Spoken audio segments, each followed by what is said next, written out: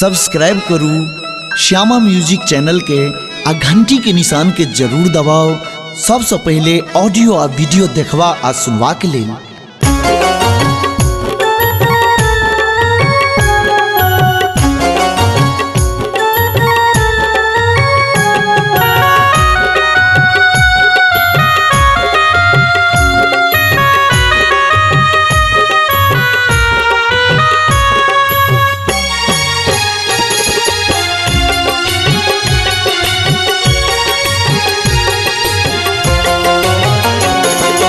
यशोदा के आंगन में नंद के प्रांगण में खेलत कृष्ण भगवान कि देखो देखो शोभा छे केहन महान, कि देखो देखो शोभा छे केहन महान।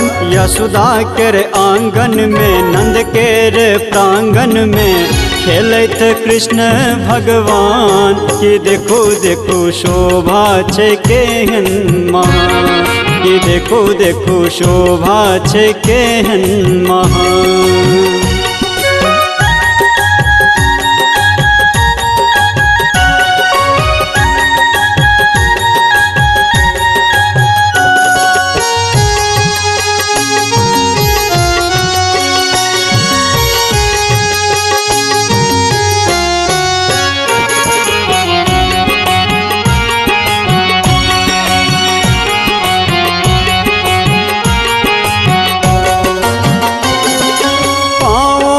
जनिया मुकुट मोर सोहे कर कर धनिया की देखी मन मोहे।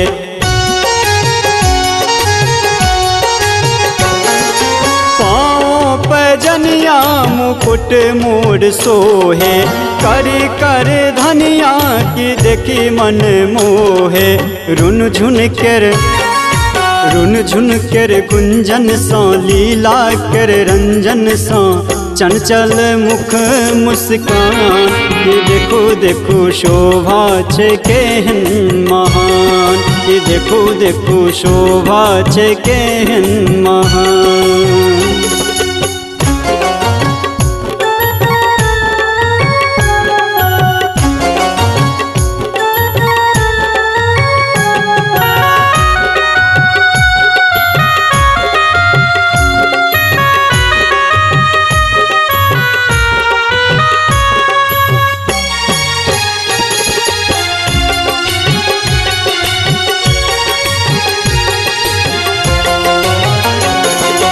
खन किलकारी तखन रोवन लागत, अम्मा बजावत तो बाबा लग भागत।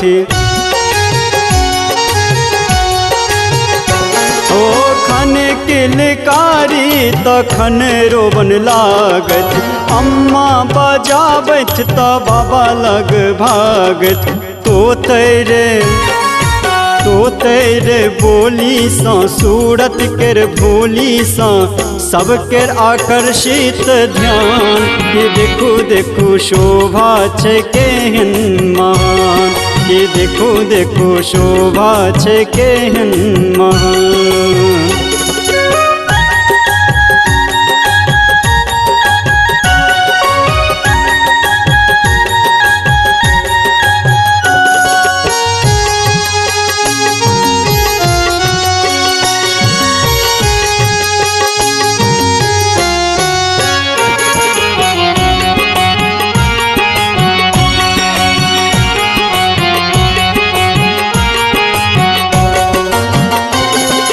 छोटे छोटे हाथ पैर छोटे बदनिया, सुंदर श्रृंगार रूप मन के मोहनिया। हाँ छोटे छोटे हाथ पैर छोटे बदनिया, सुंदर श्रृंगार रूप मन के मोहनिया। पापी उद्धारक छठ, दुष्टक विदारक छठ, धर्मक करता उत्थान कि देखो देखो शोभा छे केहन महान। यशोदा के आंगन में नंद के प्रांगण में खेलैत कृष्ण भगवान कि देखो देखो शोभा छै केहन महान कि देखो देखो शोभा छै केहन महान।